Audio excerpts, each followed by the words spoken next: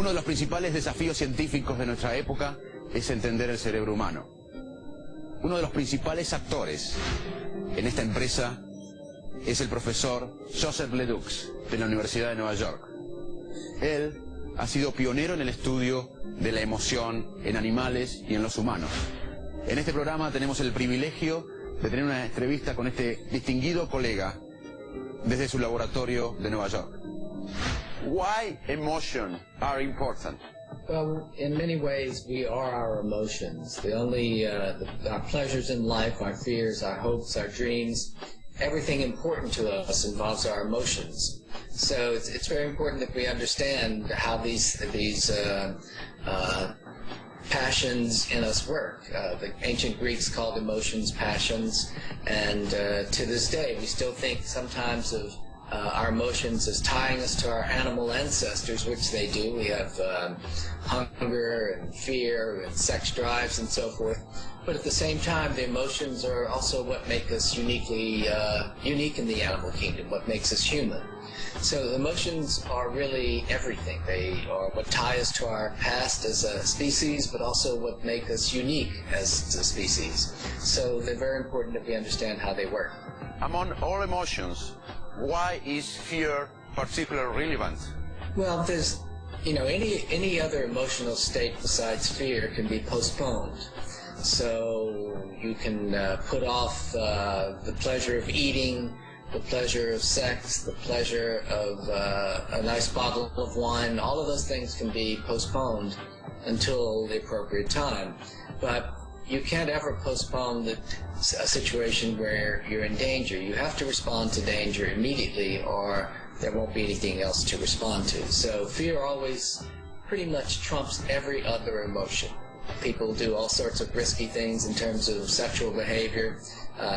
They are aware of the possibility of getting AIDS, but yet they do things that might expose them to AIDS or other kinds of sexual diseases. So even though fear is dominant, there are other emotions that can come into play and override it from time to time. How is your view about how emotions influence human decision making? Decision making is a complex topic. We make some decisions through rational thought. We evaluate all the consequences. But oftentimes we make decisions unconsciously, and our brain makes decisions for us, and emotions will also play a contributing role there as well.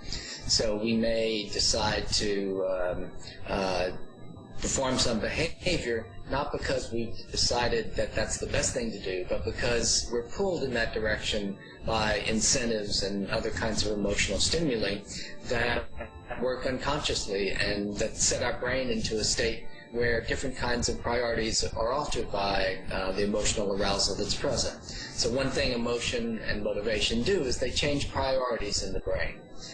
They can raise the threshold for some priorities, lower the threshold for others. As you know well from your research in decision making, it's a very complicated process, and sometimes we oversimplify it by just simply calling it decision making. Los invito a ver la segunda parte de la entrevista con el profesor Le Doux, en donde él nos cuenta una experiencia fascinante que están haciendo en su laboratorio, tratando de entender los mecanismos de la memoria y la emoción, que pueden inclusive llevar a mejorar una condición tremenda que afecta a mucha gente en nuestra sociedad, el estrés postraumático. What is the relationship between emotion and memory? Why emotions are important for us to recall things? So in modern science now, we think of memory as not as a simple single thing, but as the operation of a lot of different systems in the brain. So there are different systems for our cognitive memory, and for our emotional memory, and for our memory of motor movements, like learning how to ride a bike and so forth, skilled movements. So there are different kinds of memory systems for different kinds of memory. Emotional memories, on the other hand, work unconsciously. They involve a different part of the brain called the amygdala, and they are triggered unconsciously, but simultaneously often with cognitive memories. So let's say you have an accident. You're driving down the road, you have an accident, and there's a loud sound of the horn, which has gotten stuck on during the accident. and you're in pain and bleeding, and everything is really bad. And later, maybe 2 or 3 days later, you hear the sound of a horn on the street. So that sound will go into your hippocampus and remind you of the accident, remind you of where you were going, who you were with, what you were doing, and all of the factual details. At the same time, it will go to the amygdala and trigger an emotional response out of the amygdala. And the emotional response that's activated will modulate or enhance the perception of the cognitive memory. So these two systems interact. One is storing facts, one is storing emotional consequences, but when they're both reactivated at the same time by the same stimulus, then they interact so that the emotional system enhances the processing of the other. But even during the initial experience, the emotional arousal during that experience is going to strengthen that memory. So you're going to have a stronger memory about the accident than you would about the same place if you didn't have an accident there. So one thing that emotion does is it enhances or facilitates or solidifies the storage of memory, of cognitive memory. What is next in your lab? What is next in the field of emotion? Well, we've been doing a lot of research on trying to dampen or weaken emotional responses to memory. So a lot of people who are suffering, for example, from post-traumatic stress disorder or other kinds of intrusive memory problems are paralyzed by past memories of stressful events or traumatic events.